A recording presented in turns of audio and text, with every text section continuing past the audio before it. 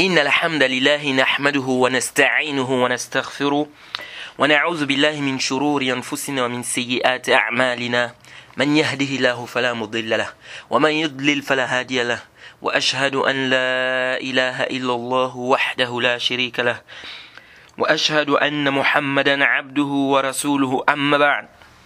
Louange à Allah, nous mettre des circonstances sur le loup pour tout ce qu'il nous accorde comme bien et comme grâce, et on lui demande de déverser ses grâces et ses bénédictions sur le prophète Mohammed sallallahu alayhi wa sallam, sa famille, ses compagnons et tous ceux qui les ont suivis jusqu'au jour de la rétribution. Alors nous sommes toujours dans le cadre de notre programme qui est Ad-Durar al-Bahiyya fi Masail al-Fiqhiyya, c'est-à-dire les perles magnifiques concernant les questions de jurisprudence de notre imam Mohammed ibn Ali al-Shawkani rahimahullah ta'ala. Et nous sommes dans le chapitre de la prière, n'est-ce pas? Et on avait déjà débuté. On est d'abord sur le cas de celui qui abandonne la prière. Jade, celui qui abandonne la prière, est-il mécréant ou est-il musulman, pervers, n'est-ce pas, pécheur? Qu'en est-il de ce cas-là? Jade? Alors, on a le cours précédent, nous avions un peu essayé de détailler un peu les avis des savants par rapport à la question. Et on a dit que celui qui abandonne la prière en reniant le caractère obligatoire de la prière, c'est un mécréant par consensus. Par conséquent, le khilaf, la divergence intervient sur le cas de celui qui délaisse la prière tout en reconnaissant le caractère obligatoire de la prière, c'est-à-dire qu'il délaisse la prière par paresse. Et on a dit qu'il y avait deux avis là-dedans. Il y a un avis qui dit que c'est un mécréant, et un autre avis qui dit quoi? Que ce n'est pas un mécréant, mais c'est un musulman pervers, pécheur. Jade? Alors, je demande beaucoup votre attention, parce que cette masse à la housse, c'est-à-dire ce sujet-là, c'est un rapport avec la croyance. C'est un rapport avec la croyance, et tout ce qu'on va dire ici, ça ne vient pas de ma propre tête. C'est des lectures, c'est des choses que des machères, des savants ont eu à dire dans des livres. Jade? Donc je dis bien Arju an tantabihu. Je demande vraiment votre attention, et je n'ai jamais détaillé cette mas'ala avec autant de détails, ni dans un cours en public, ni dans un cours en privé. Est-ce que vous voyez? Mais ce qui m'amène à faire ce détail, c'est quoi? C'est le shan shanaidan qu'on entend avec beaucoup des étudiants. Oh, il y a un ijma. Oh, tel savant est mourji. Oh non, le cheikh al-Albani comme ça. Oh, le cheikh Rabi' comme ça. Vous voyez, comme me disait un frère, il me dit quoi? Tu viens nous dire que celui qui abandonne la prière, c'est pas un mécréant chez nous? Il dit, mais on peut te taper. On peut te taper. Vous voyez, d'autres peuvent même te faire sortir de l'islam comme ça, comme la blague. Est-ce que vous voyez? Le cheikh Fawzan, Hafizahullah, il dit que toi tu viens de dire que non, il est musulman. Le cheikh bin Al-Saymin a dit, le cheikh bin Baz a dit, toi tu viens de dire qu'il est musulman. C'est grave. Je lui ai dit, mais ça c'est le jahl, ça. Ça c'est l'ignorance. Ça c'est l'ignorance. Et aussi dans certains livres qui traitent de la question, ou certaines personnes aujourd'hui qui traitent de la question, ils ne montrent pas très bien les arguments du camp adverse. Est-ce que vous voyez?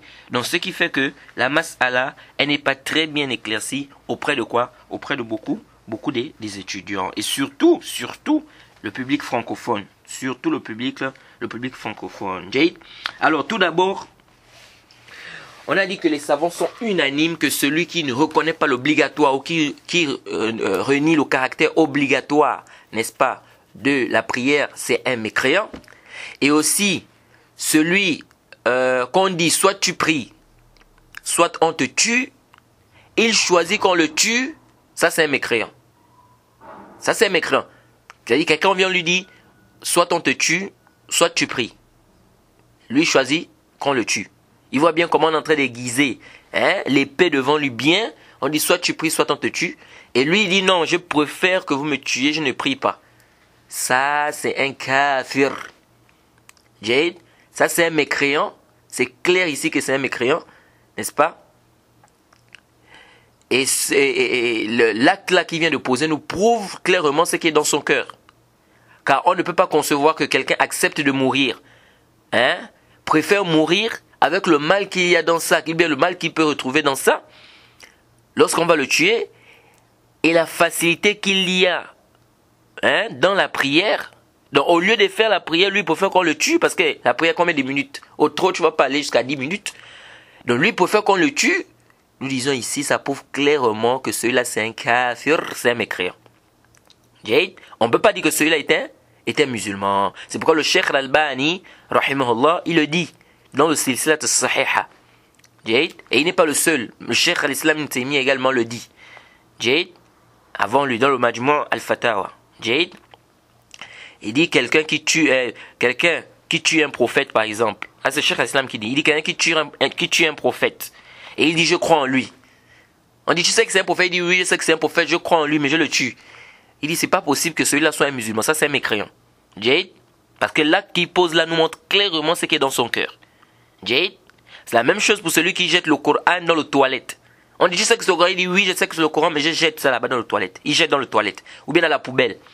On dit, mais tu sais que... Il dit, oui, je sais que c'est le Coran, mais je jette. On dit, ça, c'est un mécréant. On dit quoi? Ça, c'est un mécréant. Donc, c'est pourquoi on dit, il y a des actes, parce qu'il y a des gens qui pensent qu'on est mécréant seulement par le cœur. Non, il y a des actes que si tu poses, ça, c'est le koufr. Donc, on peut être mécréant à travers les actes.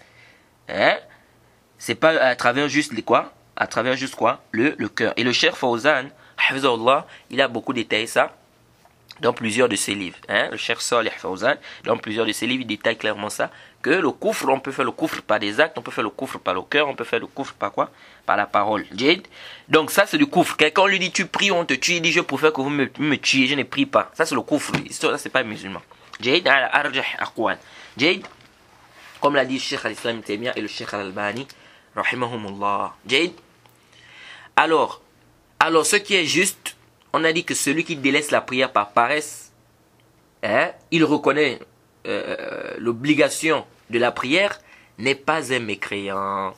Et quant à l'avis qui dit qu'il est mécréant, ça c'est un avis qui est marjouh. C'est pas un avis qui est juste. Et ici, comme je vous l'ai dit, je demande votre attention, car je vais vous citer ici des textes clairs qui montrent clairement que celui qui abandonne la prière par paresse est musulman. Et en même temps, je vais réfuter les paroles que certaines personnes apportent par rapport à ces preuves-là pour les rejeter. Et je demande à ceux qui suivent leur passion de mettre d'abord leur passion à côté. Parce que là, ça va être ilmi. Ça va être un débat ici basé sur des preuves. C'est-à-dire ça va être scientifique ici. Donc celui qui a appris un avis parce qu'il est convaincu des preuves, il n'y a pas de problème. Mais celui qui suit sa passion, qu'il mette d'abord sa passion à côté. Alors je commence d'abord par le hadith du Bitaqa. Le hadith du Bitaqa. C'est-à-dire que celui qui avait, quand on est venu, on a apporté quoi? La carte. Le hadith du propriétaire de la carte, comme on dit ça, Sahib al-Bitaqa. Ce hadith est rapporté par l'imam Ahmed. Et ce hadith, on nous dit quoi dans ce hadith? Le prophète Mohammed sallallahu alayhi wa sallam nous dit dans ce hadith, Inna Allah azza wa jalla. Le hadith d'Abdullah ibn Amr ibn As. Le hadith dans le Musnad l'imam Ahmed. Il aussi été rapporté par Ibn Majah, Ibn Hibban, Ibn Tirmizi. Il dit ceci, le prophète Mohammed sallallahu alayhi wa sallam dit, Inna Allah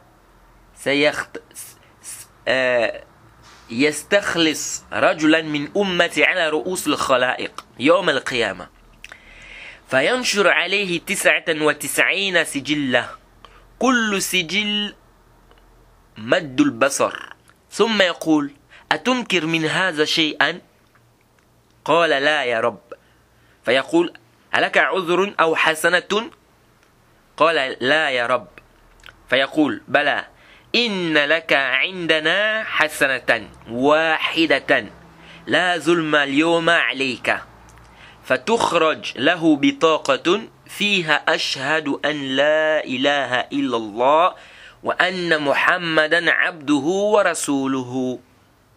جيد. Alors, on a un hadith de quelqu'un, le prophète Mohammed dit que Yawm al-Qiyamah, Allah fera venir une personne. Et on va lui faire sortir 99 registres de péché. 99 registres de péché. au point où ces 99 registres de péché-là sont tellement longs que ça termine où? Au moment où, à l'endroit où la vue s'arrête. Jade. Et Allah subhanahu wa ta'ala va lui demander, est-ce que tu renies quelque chose qui est à l'intérieur? Et il va dire, oh non mon Seigneur. Allah va lui demander, est-ce que tu as une excuse ou est-ce que tu as une bonne action? C'est-à-dire qui peut t'aider, qui peut te sauver? Il va dire, non, oh Allah. Jade. Et Allah subhanahu wa ta'ala va dire, si tu as bel et bien une bonne action auprès de nous. Pas d'injustice sur toi aujourd'hui. Pas d'injustice sur toi aujourd'hui. On lui fera sortir une carte où il est inscrit, j'atteste qu'il n'y a aucune divinité vraie qui mérite l'adoration en dehors d'Allah et que Mohammed est son serviteur et son messager. Jade.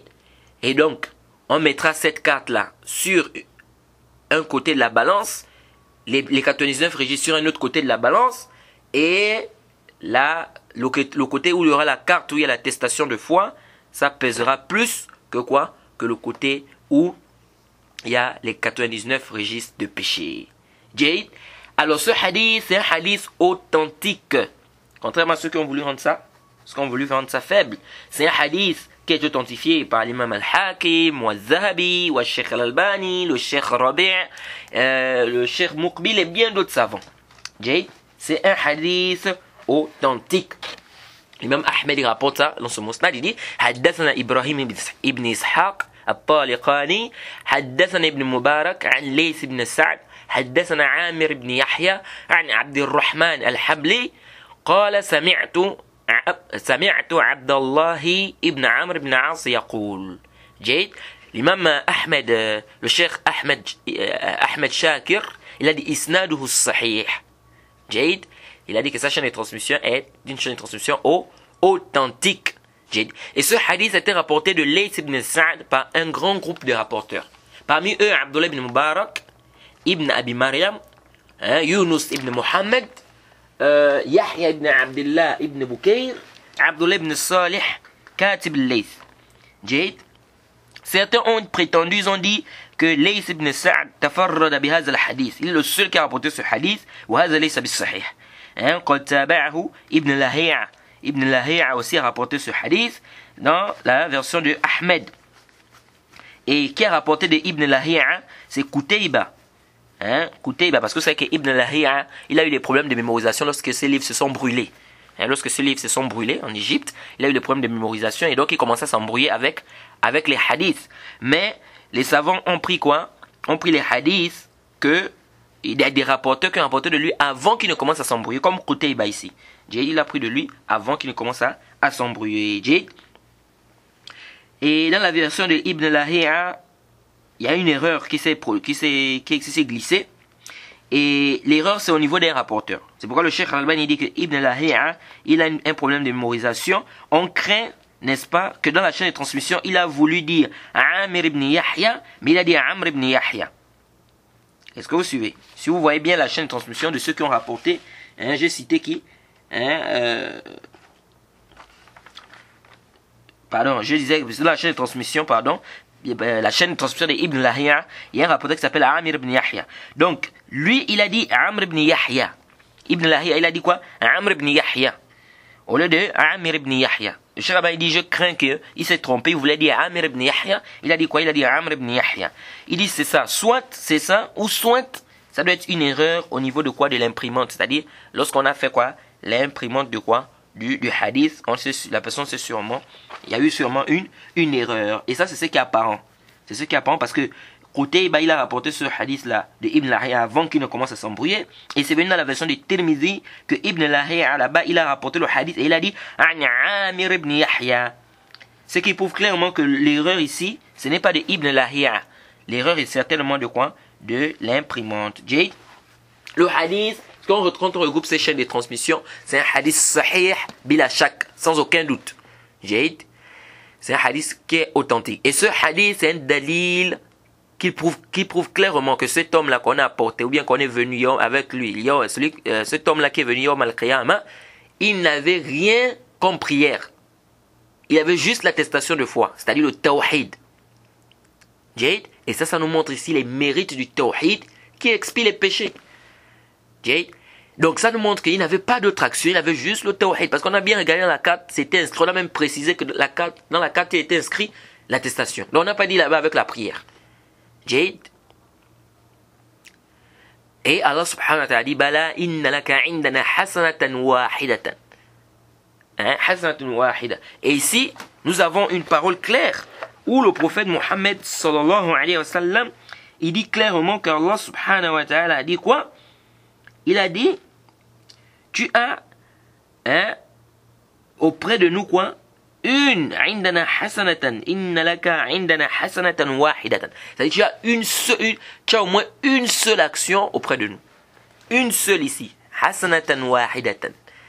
Donc ici ça montre clairement que il n'avait pas quoi? Il n'avait pas la prière avec lui. Et dans une version c'est venu inna laka indana hasanat. Donc, ça montre clairement ici que s'il y avait autre chose avec cette bitaqa là, comme prière, ou zakat, ou jeûne, Allah ne devait pas manquer de préciser ça. Est-ce que vous voyez? Et Allah a dit, innahu la dhulma alayk, pas d'injustice sur toi. Pas d'injustice sur toi aujourd'hui. Donc ça prouve clairement que s'il y avait autre action, comme la prière, la zakat, le jeûne, le prophète, ou bien Allah subhanahu wa ta'ala devait spécifier cela. Est-ce que vous voyez? Et dans une autre version, Allah a dit Hasana wahida, comme on a cité. Donc c'est clair qu'il n'avait qu'une bonne action, une seule bonne action. Il n'avait que ça. Quand il a dit, tu as au moins auprès de nous une bonne action. Donc s'il avait fait la prière, le jeûne, Allah devait laisser ça et ne pas citer ça? Non. C'est pourquoi lorsque vous lisez la parole d'Ibn Hibban concernant ce hadith, vous voyez très bien qu'il explique qu'il n'avait pas de hasanat si ce n'est cette carte.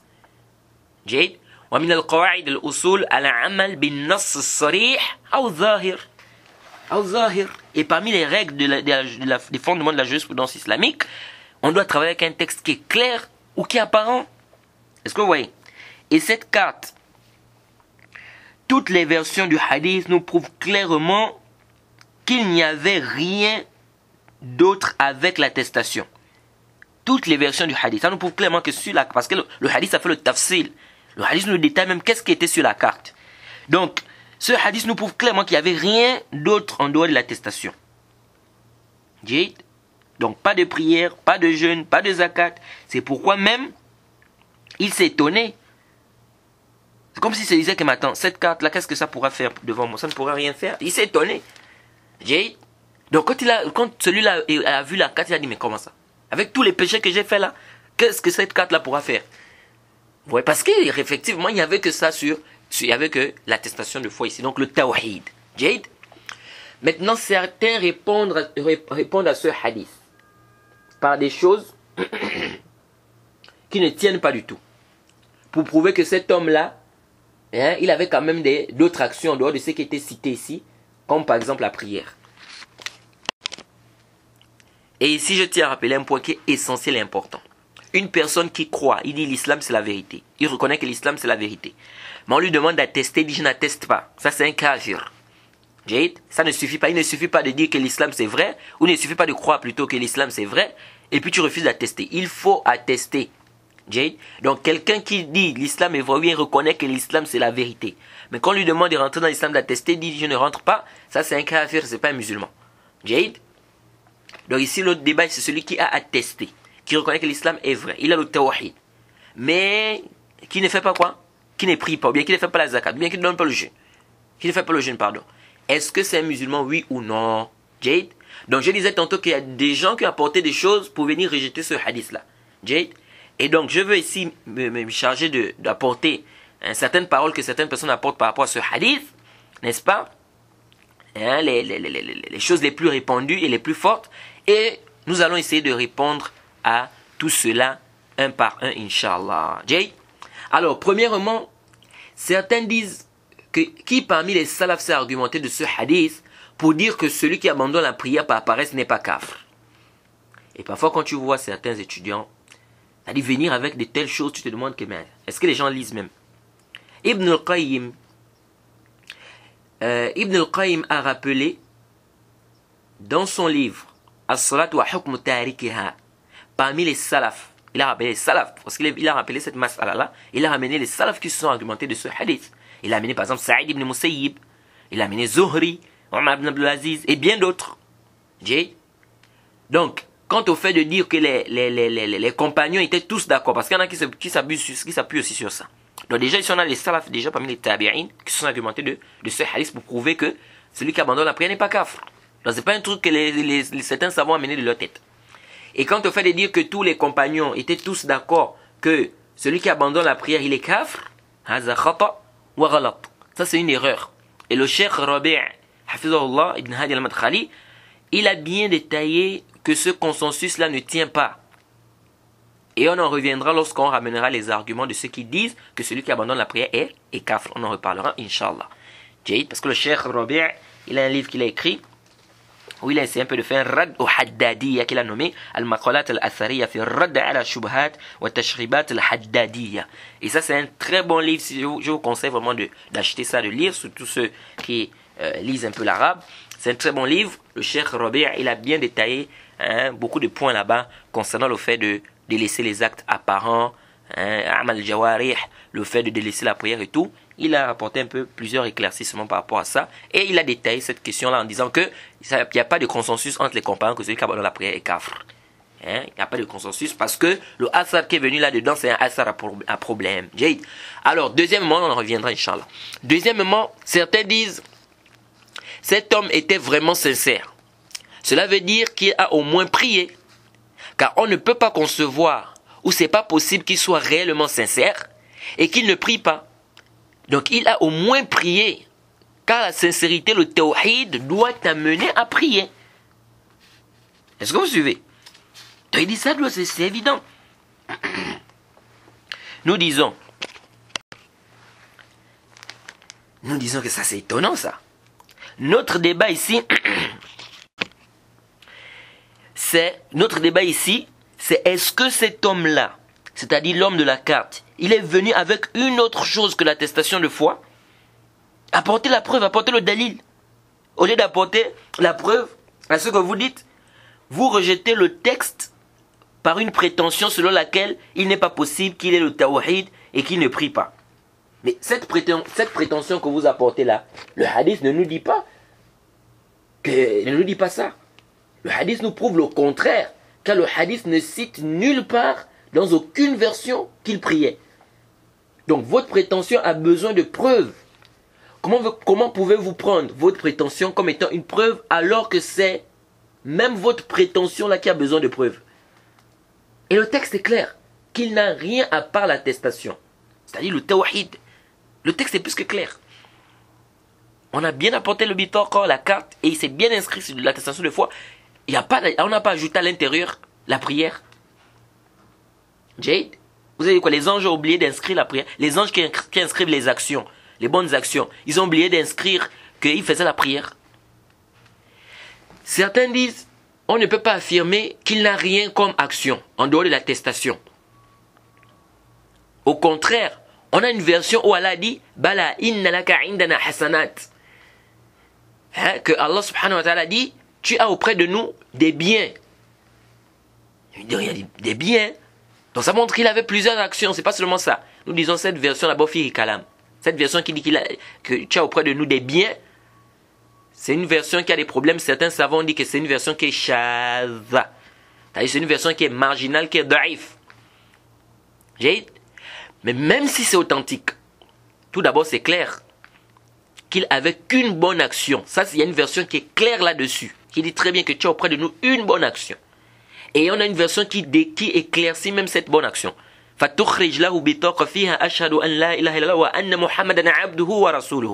lui fera sortir une carte où c'est inscrit, il n'y a aucune divinité qui met de l'adoration dans Allah et que Mohammed est son serviteur et son messager. Donc la version est détaillée. Le texte est clair. Que c'est juste ce qui était inscrit sur la carte, rien d'autre. Sinon cela devait être mentionné. Donc même si la version tu as auprès de nous des biens, même si c'est authentique, nous disons il n'y a pas de problème. Cette attestation-là est une seule bonne action. Et vous savez qu'Allah subhanahu wa ta'ala multiplie la bonne action. Une seule bonne action, Allah peut multiplier ça. Et so, oui.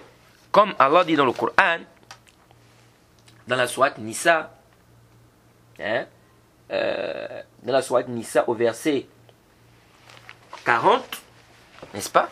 Qu'est-ce qu'Allah subhanahu wa ta'ala dit? Inna Allah la yazlimu mithqala zarra wa in taku hasanatan yuda'ifha wa yu'ti min ladunah ajran 'azima.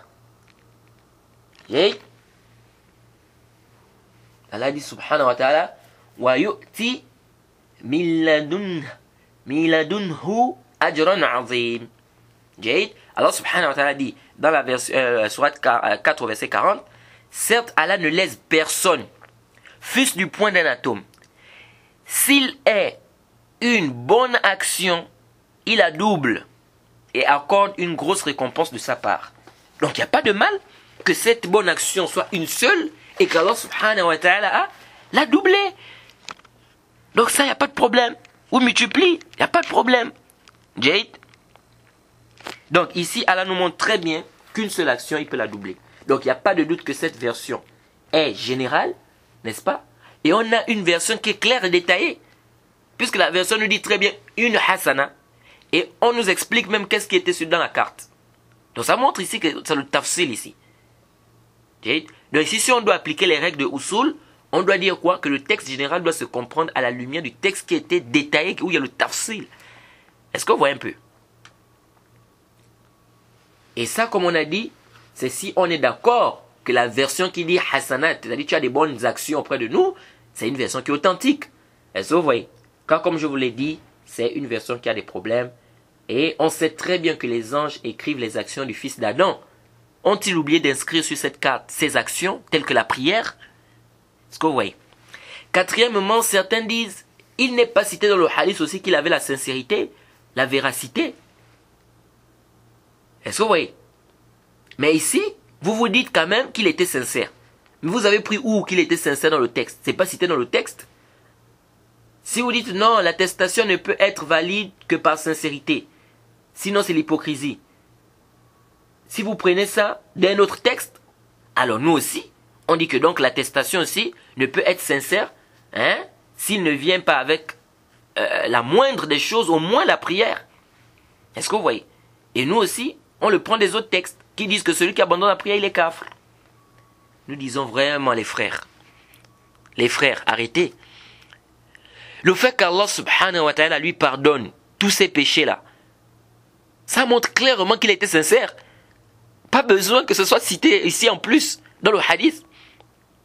Et de surcroît, c'est comme si vous avez été distrait dans le hadith. Le prophète a dit min ummati, un homme de ma communauté. C'est clair qu'il était musulman. Et ne dites pas non, nous avons deux types de communautés. Nous avons da'wa et ummat al-istijaba et ummat da'wa. Nous disons oui, mais le contexte du hadith nous prouve clairement qu'il ne s'agit pas ici de qui? De ummat da'wa. Jade. Pourquoi? Parce que ceux qui n'ont pas accepté l'islam, qui font partie de ummat da'wa et qui ont refusé, il n'y a pas de pardon pour eux. Il n'y a pas de pardon pour eux. Donc ça prouve clairement qu'ici, là, il était musulman. Le prophète a dit de ma communauté. Et dans le hadith, Allah dit, Bala inna laka indana hasana.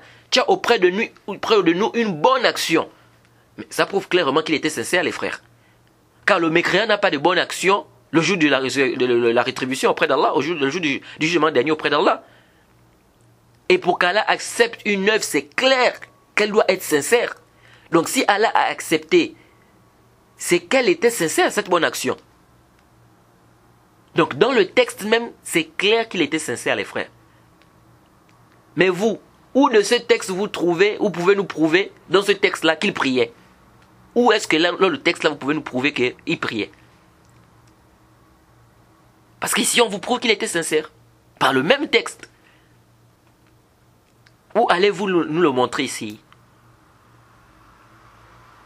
Vous voyez? Je dis bien à partir de ce texte, pas un autre.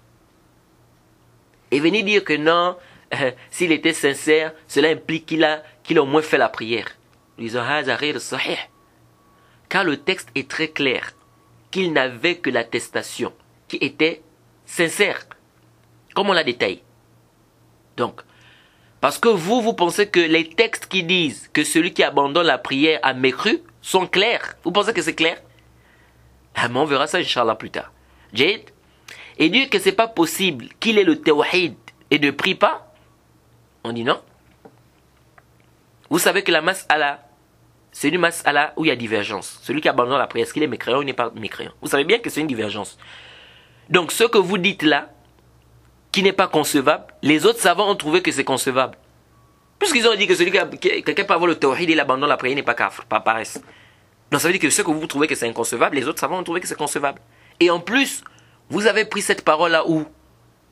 C'est-à-dire qu'il est inconcevable, qu'il ait le tawhid et ne prie pas. C'est dans le hadith là. Et dans quel hadith? C'est dans quel hadith? C'est-à-dire, ici vous rejetez ce que le hadith n'a pas rendu inconcevable et vous rendez inconcevable ce qui n'est pas dans le hadith. Je ne comprends pas. Vous rejetez le hadith. Vous rejetez ce que le hadith n'a pas rendu inconcevable et vous rendez inconcevable ce qui n'est pas dans le hadith. Et j'insiste, ici qu'on parle de quelqu'un qui a attesté qui est musulman, hein, mais qui par paresse délaisse la prière. Pas quelqu'un qui réunit le caractère obligatoire de la prière. Celui-là, c'est un mécréant par consensus. Jade. Cinquièmement. Et puis cette parole-là même de dire que quelqu'un ne peut pas avoir le tawhid et puis il ne prie pas, ça là, ça ne passe pas. Parce que la même chose aussi, on peut vous retourner la chose. Il y a des savants qui ont dit que celui qui laisse la zakat, qui abandonne la zakat, il est kafr, qu'il est mécréant. Jade. Alors si vous dites par exemple que celui qui abandonne la zakat n'est pas mécréant, on peut aussi vous dire la même chose.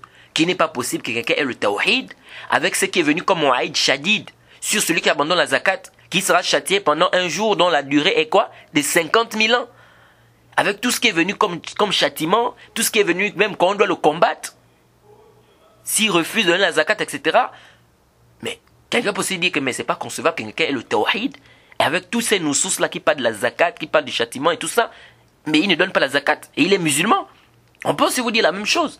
Que c'est pas possible qu'il ait le tawhid et ne donne pas la zakat. Mais on voit que ça ne tient pas. Ça ne tient pas. Jade. Alors, cinquièmement, je vais peut-être terminer par cela concernant ce hadith de Bitaqa.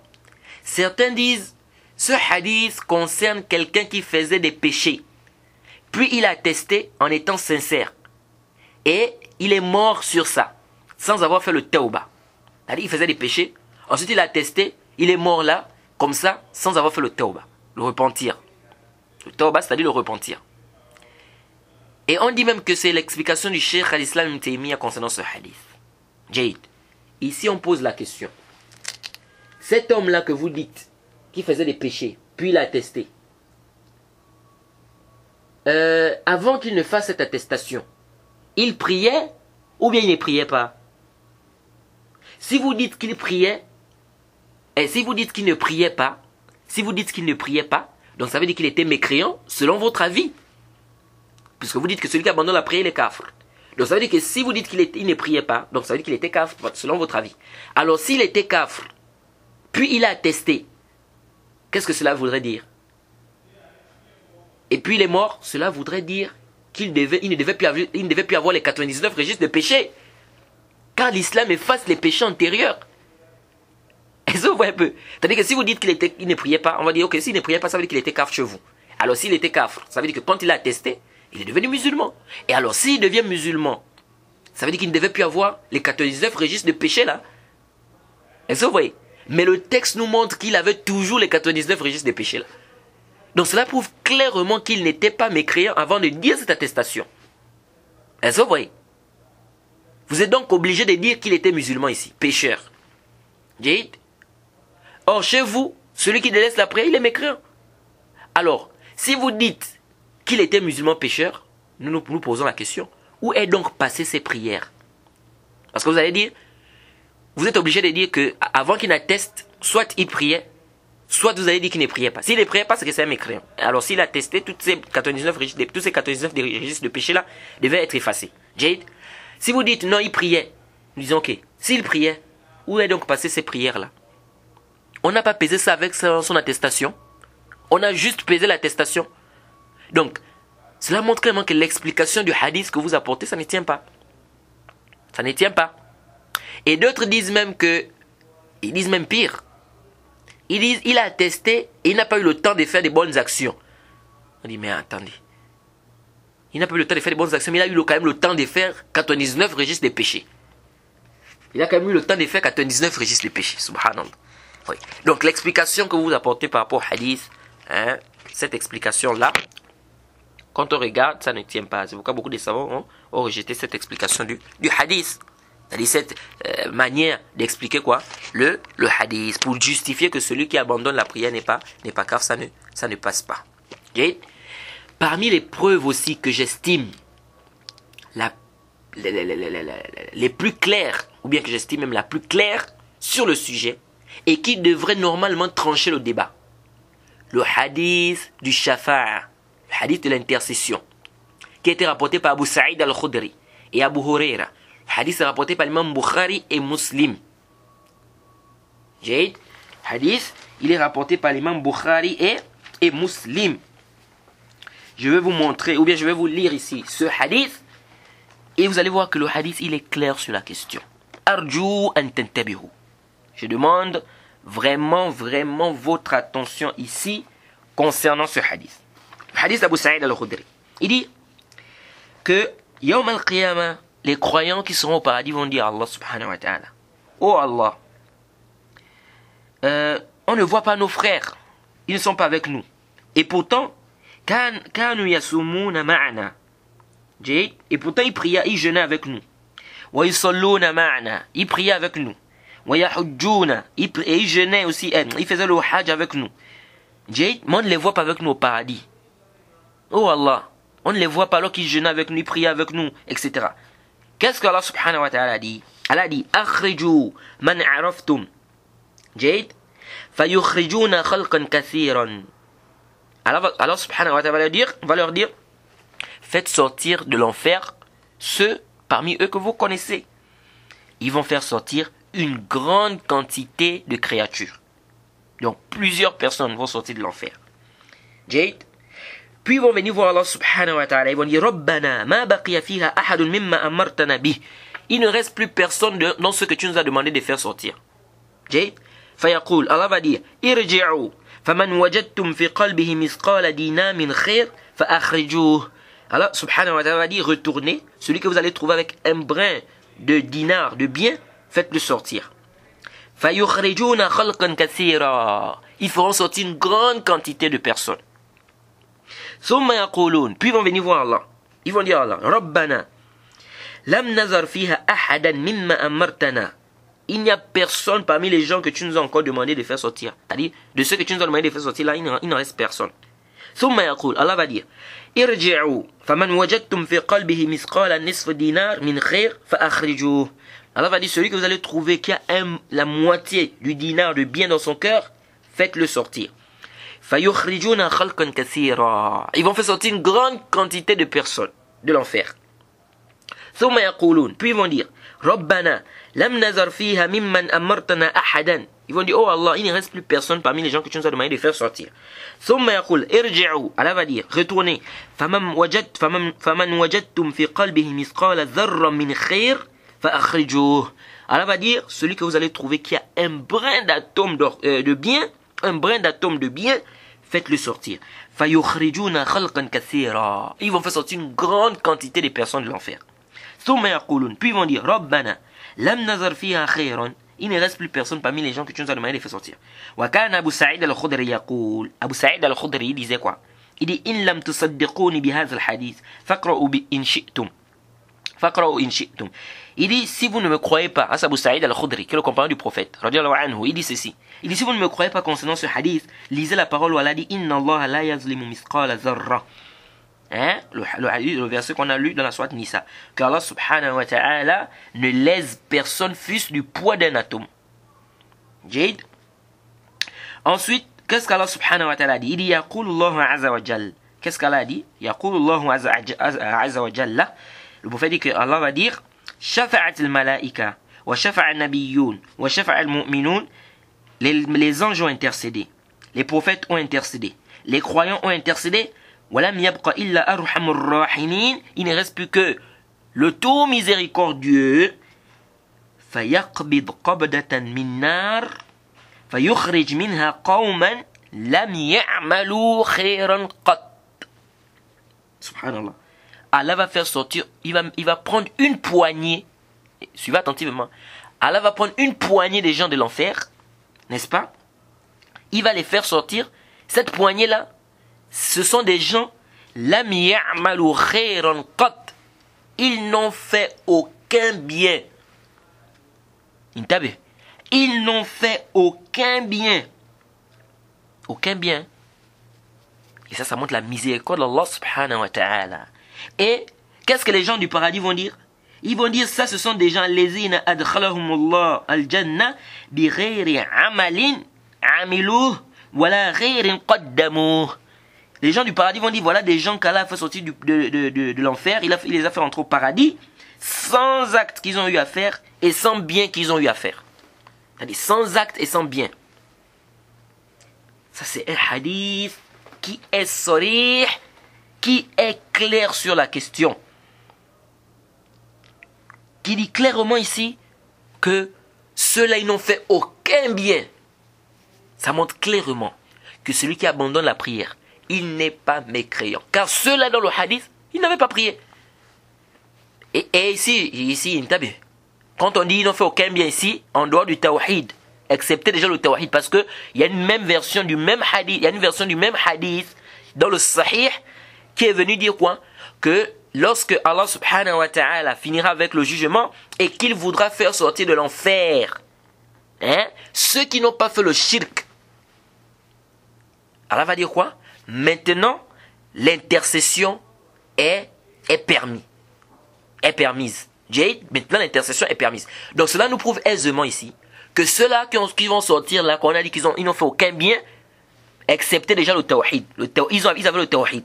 Parce que le hadith, une version du hadith nous dit ici que lorsqu'Allah voudra maintenant faire sortir des gens qui n'ont pas fait le shirk, et c'est le même hadith de Shafa'a. Donc, il ne faut pas que ça embrouille les gens. Qu'ils vont penser, non, mais parce qu'il y a une fois qui me disait, mais quand on dit non, faut aucun, mais ça veut dire que c'est des mécréants. Non, c'est pas des mécréants. Le prophète a dit, la yadkhul jannatan illa nafsun muslima. Dans le Sahih Muslim. Ne rentrera au paradis qu'une âme musulmane. Donc, c'est clair. Et le hadith là de l'intercession nous prouve clairement ici qu'ils avaient le tawhid, puisqu'Allah a dit, ils n'ont pas fait le shirk. Donc, en dehors du tawhid, ils n'ont fait aucun bien, aucun autre bien. Le hadith est clair que ce sont là, ces gens-là, ils ne priaient pas. Car les croyants avaient déjà fait sortir ceux qui priaient.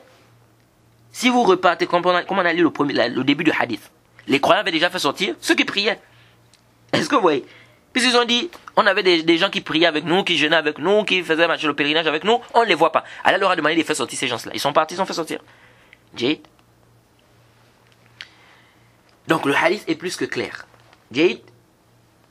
Et puis, dans la version de Bukhari, la version de Abu Huraira, lorsque les anges vont faire sortir ces gens-là de l'enfer, le hadith nous dit يَعْرِفُونَهُمْ فِي النَّارِ بِأَثَرِ السُّجُودِ تَأْكُلُ النَّارِ ابن آدم إلا أثر السجود حرم الله على النار أن تأكل أثر السجود. C'est plus que clair. Et ça nous montre l'importance de la prière. Le hadith nous dit qu'ils vont reconnaître les gens de l'enfer, les anges, quand ils vont faire sortir les gens de l'enfer, ils vont reconnaître les gens de l'enfer à travers les signes du sujud. Car l'enfer va brûler le fils d'Adam, sauf les signes du sujud. Allah a interdit à l'enfer de brûler ça. Ça nous montre l'importance de la prière. Les signes du sujud, ça ne sera pas brûlé dans l'enfer. Est-ce que vous voyez un peu? Ça nous montre l'importance de la prière. Alors, ici, le texte est clair. Que les anges vont reconnaître les gens qui priaient par rapport aux signes du sujud. Et ils les feront sortir de l'enfer par rapport à lorsqu'ils vont intercéder. Et après l'intercession des anges, c'est Allah subhanahu wa ta'ala qui va prendre une poignée des gens qui n'ont fait aucun bien. Donc ici c'est clair que ceux qui vont rester en enfer, que les anges ne vont pas faire sortir, c'est des gens qui ne priaient pas. Car s'ils priaient, les anges devaient les reconnaître à travers les signes du sujud.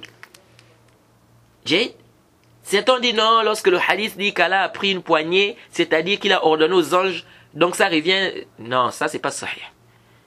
Ici, on a bien dit Allah a pris une poignée. On n'a pas dit Allah a ordonné aux anges. Parce qu'il y en a qui amènent une autre version où on dit que non, Allah a ordonné aux anges de prendre des gens de l'enfer. Non, ça c'est une version qui nous parle de l'intercession des anges. Il ne faut pas mélanger les choses. Ça c'est une version qui nous parle de l'intercession des anges. Et la version que vous apportez, même c'est la version d'Abu Huraira qui est mukhtasar, qui est résumée. Or la version d'Abu Saïd al-Khudri, les détails nous montrent bien l'intercession. Et elle nous dit très bien que les anges ont intercédé, les prophètes ont intercédé, les croyants ont intercédé. Il ne reste plus qu'Allah subhanahu wa ta'ala. Donc c'est plus que clair.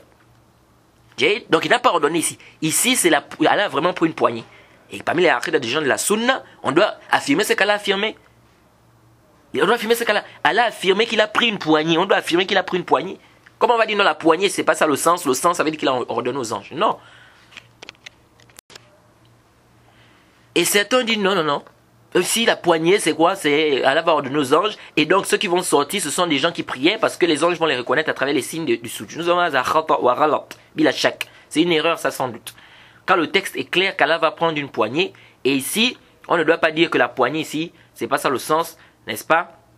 Mais ça veut dire que Allah va ordonner aux anges, bien c'est l'ordre d'Allah aux anges d'intercéder. Ça, c'est un ta'wil qui n'a pas de dalil. Hein? Ici, on doit affirmer qu'Allah va prendre une poignée, n'est-ce pas? Pourquoi faire le ta'wil là? Pourquoi faire ce ta'wil là? Et puis, d'où vient l'erreur de certaines personnes qui ont pensé que ce sont les anges qui vont être les derniers à faire l'intercession? Parce qu'il y a des gens qui ont pensé que ce sont les anges qui vont être les derniers à faire l'intercession. Non. Et en disant que ça, Allah va donner aux anges l'ordre de quoi? De prendre des gens de l'enfer. Ça, c'est une erreur. Et cette erreur intervient ici pourquoi? C'est à cause du fait, parce qu'ils ont dit quoi? Ils ont dit non. Quand Allah a dit que non, allez-y prendre dans l'enfer ce que vous connaissez. Donc, il dit, ça veut dire ici que les croyants n'ont pris que ce qu'ils connaissaient dans l'enfer. Et donc, peut-être il y avait des autres personnes qui restaient dans l'enfer, mais que les croyants ne connaissaient pas et qui priaient. On dit non. Puisque les anges ici vont prendre les gens de l'enfer, ils vont les reconnaître à travers les signes du sujoud. Donc cela est plus que clair. Que ceux que les anges ne vont pas prendre, qui vont rester en enfer, ils ne priaient pas. Ça veut dire parce qu'ils ne les ont pas reconnus avec les signes du sujoud. Sinon, ils devaient les faire sortir. Et l'erreur ici intervient à quel niveau concernant cette question-là? C'est parce que ici on n'a pas pris en compte un principe parmi les principes des gens des hadiths, qui est de regrouper les versions du hadith.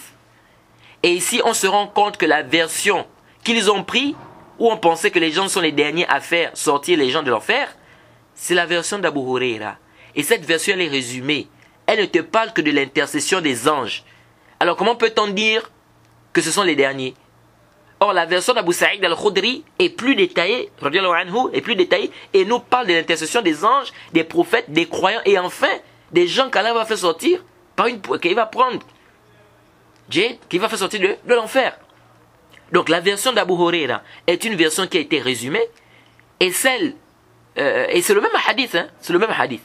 Et celle d'Abu Saïd est quoi? Elle est bien détaillée. Donc, il faut regrouper les versions et les comprendre. Et les textes sont clairs. Que c'est Allah lui-même qui va prendre une poignée, pas qu'il va ordonner aux anges de faire sortir des gens de l'enfer. Car Allah subhanahu wa ta'ala, l'ordre d'Allah subhanahu wa ta'ala aux anges de faire sortir des gens de l'enfer, c'est passé depuis.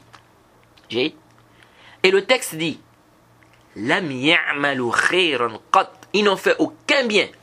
Nakira fi siyaq nafi. Tufid al-umum.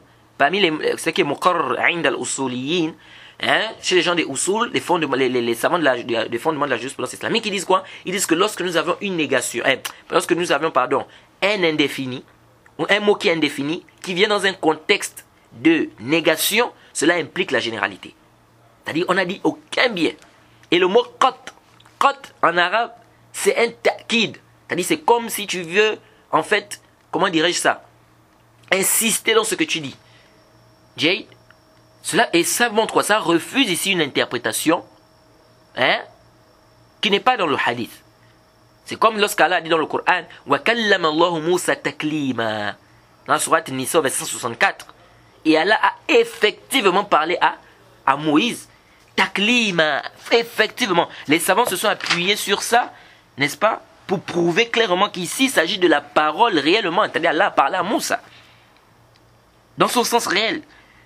Contrairement à ceux qui ont voulu dire que non, ici c'est pas la parole. Donc ici c'est pareil. Quand on dit le mot qat, lam ya'malu khayran qat, le mot qat nous prouve ici que c'est vraiment ça le sens. Jade, c'est comme si tu disais par exemple à quelqu'un, je l'ai frappé. Tu dis, je l'ai frappé. C'est-à-dire pour... Bon, ici, quand tu dis je l'ai frappé, on peut interpréter ça. Tu l'as frappé, qu'est-ce que ça veut dire? Mais pour confirmer ou bien pour insister dans ce que tu es en train de dire, pour montrer que ce que tu as fait, c'est quelque chose de réel, qu'est-ce que tu peux dire? Tu peux dire je l'ai vraiment frappé. Alors là, si tu insistes de cette manière, ça montre ici que c'est le sens réel qui est voulu ici. Quand tu dis je l'ai vraiment frappé, quand tu ajoutes vraiment là, ça nous montre ici que tu es en train d'insister sur le mot frapper pour nous montrer que c'est ça son sens réel. C'est comme ça ici, quand elle a dit Lam ya'malu khayran qat, lorsque le prophète dit ici plutôt Lam ya'malu khayran qat, il ne faut qu'un bien. Le qat là, ça vient quoi? Ça vient montrer, prouver le sens. Jade. Alors, certains se sont appuyés sur la parole de Ibn Khuzayma dans son livre Kitab al-Tawhid. Jade, où il dit ici, quand on dit ils n'ont fait aucun bien, c'est-à-dire complet, c'est-à-dire ils n'ont fait aucun bien complet. Il cadre dans la langue arabe, on peut dire ça. Par exemple, si tu prends des gens, par exemple, pour venir débrousser, Jade, ils viennent, mais ils ne font pas bien le travail. Ou ils commencent, mais ne terminent pas. C'est-à-dire ils ont commencé à débrousser, mais ils n'ont pas terminé. Toi, tu viens, tu peux venir dire, vraiment, vous n'avez rien fait là. Quand tu arrives comme ça, tu vois qu'ils n'ont pas terminé le travail, par exemple. Tu viens, tu dis vraiment, vous n'avez rien fait. Est-ce qu'en réalité, ils n'ont rien fait? Non, ils ont quand même fait quelque chose. Mais qu'est-ce que tu veux dire par ils n'ont rien fait? C'est-à-dire qu'ils n'ont pas terminé en fait. Ce qu'ils ont fait, c'est pas complet. C'est pourquoi tu dis, vraiment, vous n'avez rien fait encore. Vous n'avez encore rien fait là. Jade. Donc, ils disent ici, Ibn Khuzayma m'a dit que ils n'ont fait aucun bien. Ça ne veut pas dire que réellement ils n'ont fait aucun bien, mais ça veut plutôt dire qu'ils n'ont fait aucun bien, c'est-à-dire complet. Et ils ajoutent ça avec la parole du Cheikh Ibn Uthaymin, rahimahullah, sur le hadith, sur le fait de délaisser la prière.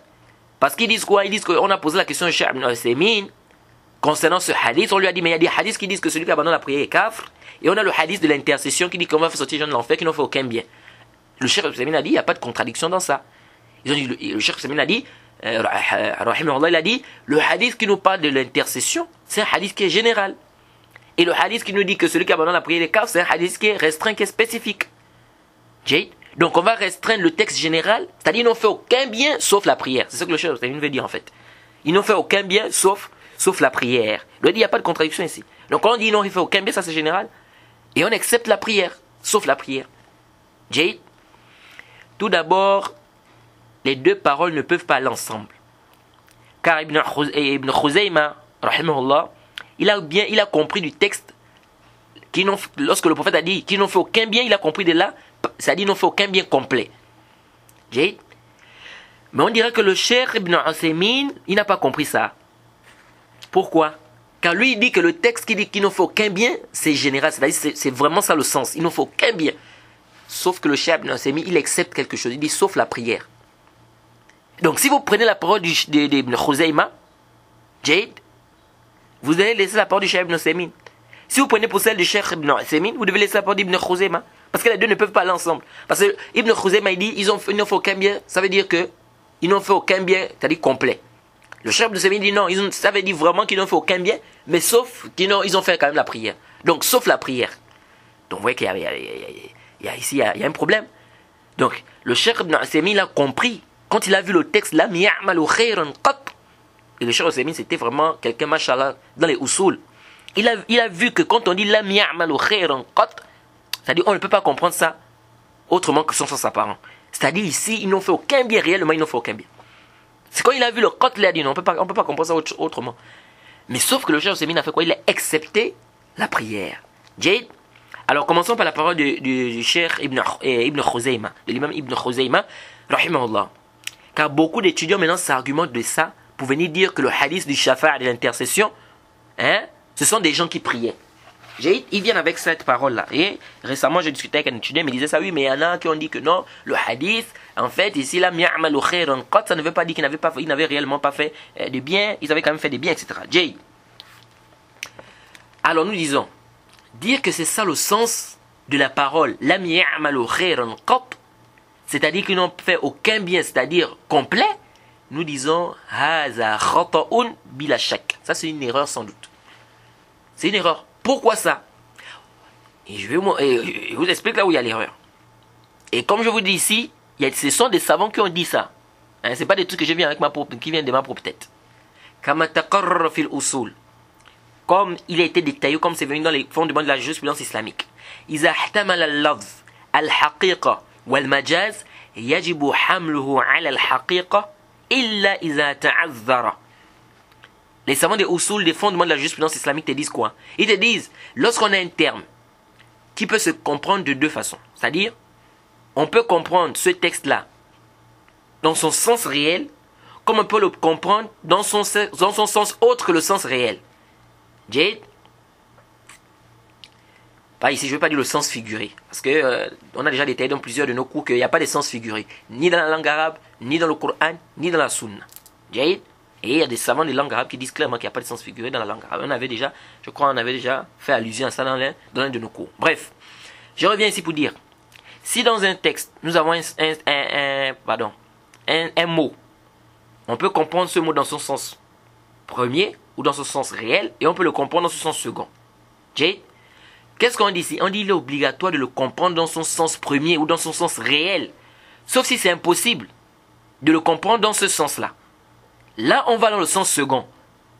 Jade, là, on va dans le sens second. Donc, revenons à notre sujet. Nous ne refusons pas que les Arabes peuvent utiliser l'infirmation et ils veulent par là une infirmation partielle. Jade. Mais nous disons aussi que les Arabes aussi utilisent l'infirmation et ils veulent par là l'infirmation totale. Est-ce que vous voyez? Et que si vous voulez déplacer le mot de son sens premier ou réel, il faut des preuves claires qui montrent qu'on doit le déplacer de son sens réel. Des preuves claires. Donc ici, là, quand il a dit qu'il n'en fait aucun bien, on doit comprendre ça comme ça. Parce que les Arabes aussi, ils utilisent aussi ça pour parler de l'information qui est totale, c'est-à-dire c'est pas complet. Ici, c'est réellement, ils n'ont fait aucun bien.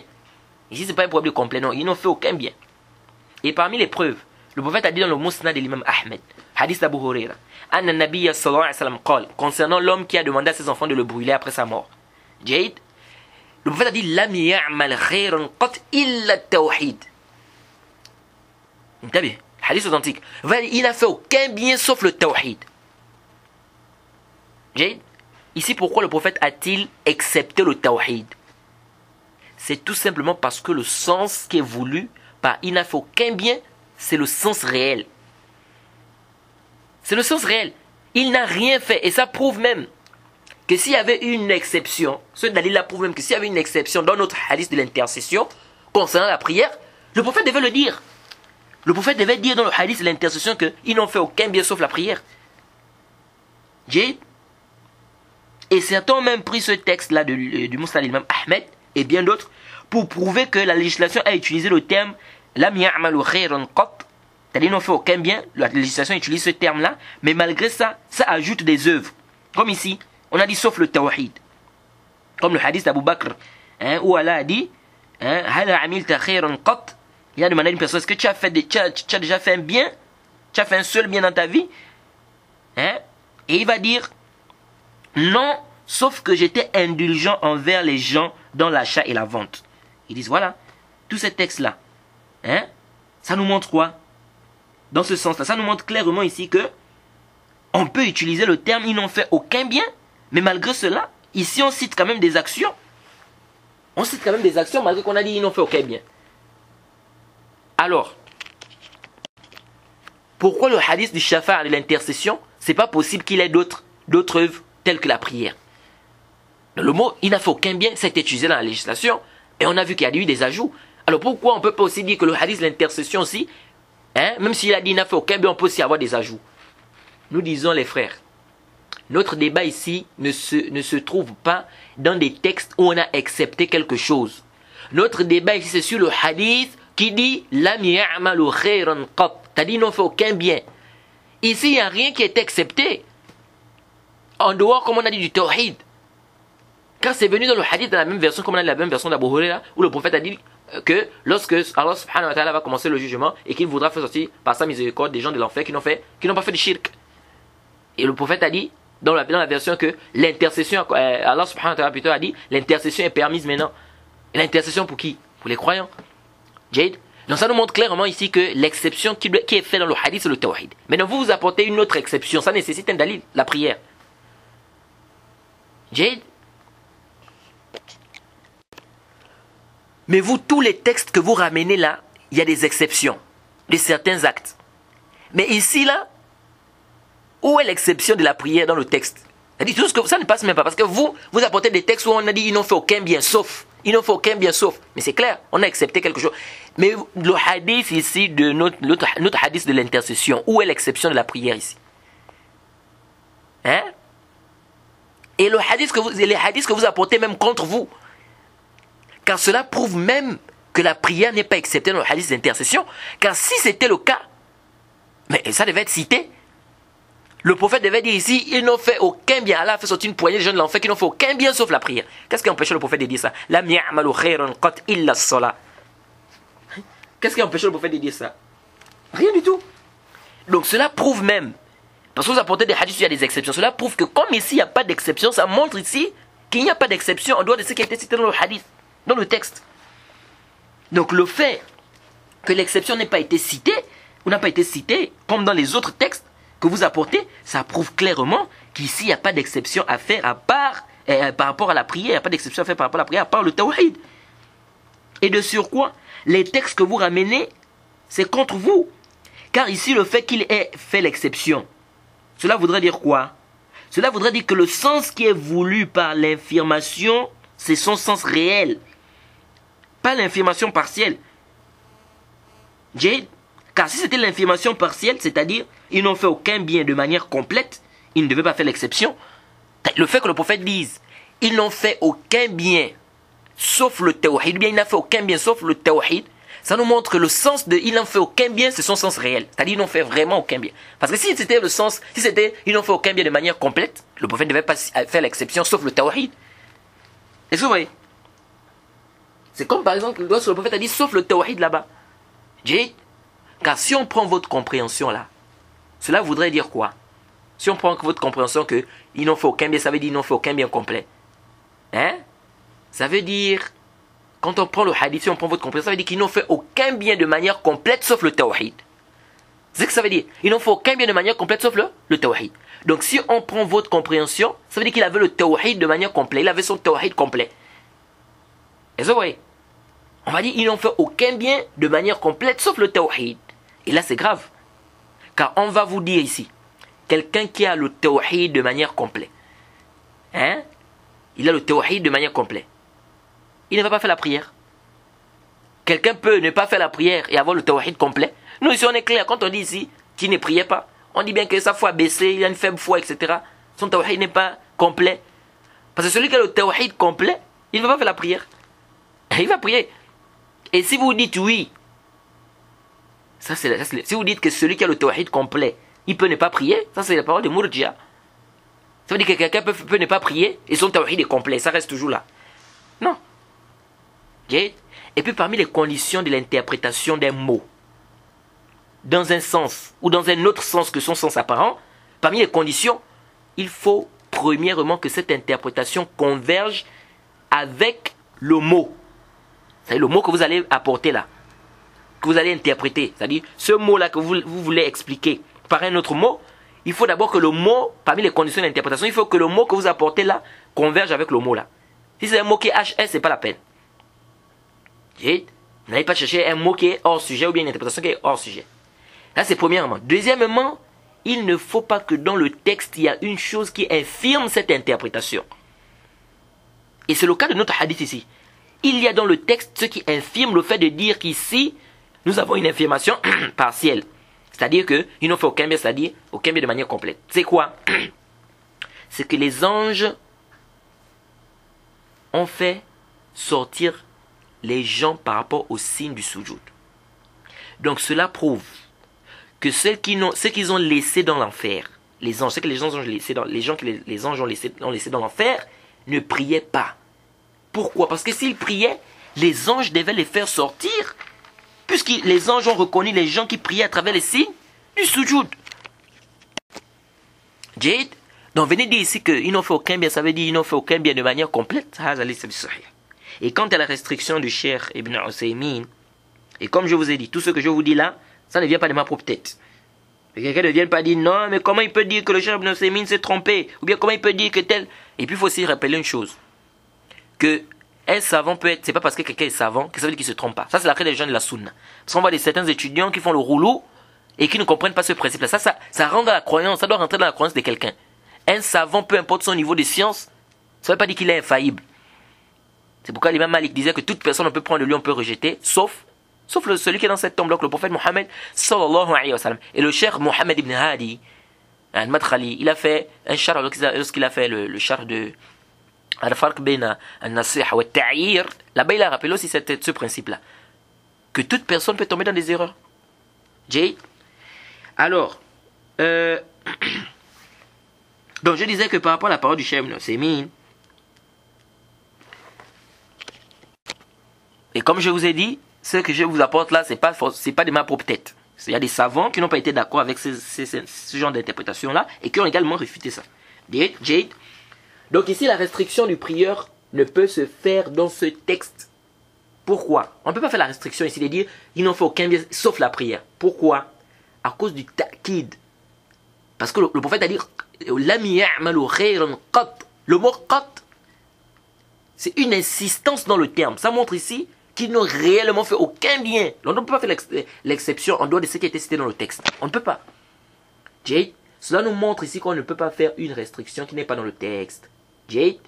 Puis, nous disons, si les prières étaient acceptées dans ce terme-là, la mi'amalu khayran qat illa salat, il n'en faut aucun bien sauf la prière. Pourquoi ne sont-ils pas sortis avec les personnes qui priaient, que les croyants ont fait sortir? Ou les anges? Ils devaient tous les reconnaître par rapport au signe du sujoud. Et quelqu'un ne peut pas venir dire ici, non, mais peut-être qu'ils ne priaient pas beaucoup, donc il n'y avait pas de signe. Car aujourd'hui, on entend beaucoup de choses avec les étudiants. Hein, aujourd'hui. On entend beaucoup de choses avec les étudiants. Ils disent, haza batilun. Et on va réfuter ça lorsqu'on va parler des preuves de ceux qui disent quoi? Que celui qui délaisse la prière est mécréant. Jade. Donc ça ne peut pas être prendre. Ça veut dire non, peut-être il ne priait pas beaucoup, donc il n'y avait pas assez de signes. Là, le prophète Allah subhanahu wa ta'ala a été clair, qu'ils vont les reconnaître à travers les signes du sujoud. Ça veut dire qu'il priait. Jade. Parmi les preuves qu'il ramène, le hadith de celui qui avait tué 99 personnes. Et moi je dis souvent 100 en réalité, parce qu'il avait tué 100 en réalité. Jade. Alors, c'est quoi l'histoire? Le hadith d'un Bukhari Muslim en fait. Quelqu'un, il a tué 99 personnes. Il est venu voir quelqu'un, il lui a dit, est-ce que Allah peut me pardonner? La personne lui a dit non. Quoi? 99 personnes? Tu as tué 99 personnes? On ne peut pas te pardonner. Qu'est-ce qu'il a fait? Il a tué cette personne-là. Ça faisait 100. Ensuite, il est allé chez un savant, il lui a demandé, il dit, j'ai tué 100 personnes. Est-ce qu'Allah subhanahu wa ta'ala peut me pardonner? La personne lui a dit, mais oui, Allah pardonne tous les péchés. Allah peut te pardonner. Mais, sauf que, quand tu vas faire le tawbah, il faut que tu quittes du pays là où tu étais là. Tu vas dans une autre terre où tu vas trouver des gens là-bas qui adore Allah avec eux.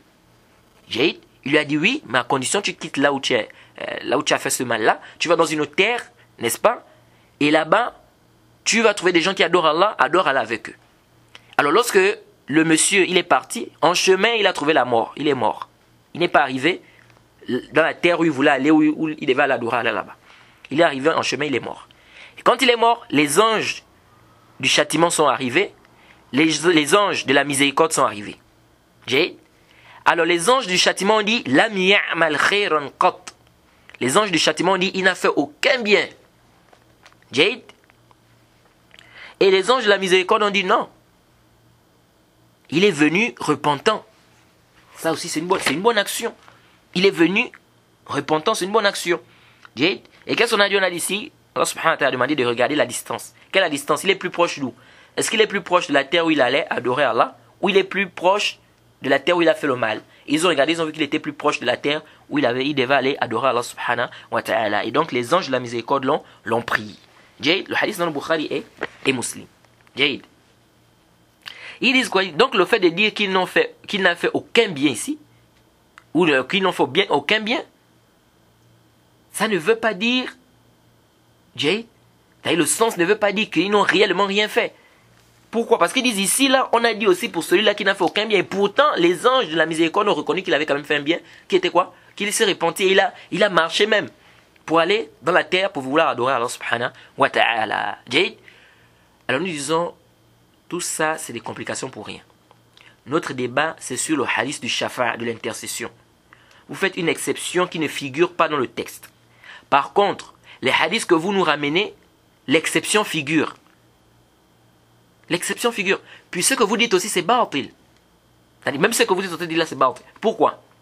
Car ici, lorsque les anges du châtiment ont dit cela, ils voulaient le sens réel. C'est-à-dire qu'il n'a fait aucun bien. C'est ça le sens ici. Et ici, quand les anges... Parce que qu'est-ce que vous voulez nous faire comprendre? C'est comme si vous voulez nous faire comprendre qu'ici, les anges, quand ils ont dit les anges du châtiment, quand ils ont dit il n'a fait aucun bien, ils ne voulaient pas par là aucun bien réellement. Pourquoi? Parce que les anges de la miséricorde ont attesté quoi? Qu'il avait quand même fait des bonnes actions. Nous disons non. Nous disons, quand les anges du châtiment ont dit il n'a fait aucun bien, ce qu'il voulait dire ici, c'est aucun bien réellement. Pourquoi? Mais ici, pourquoi vous nous expliquez pas?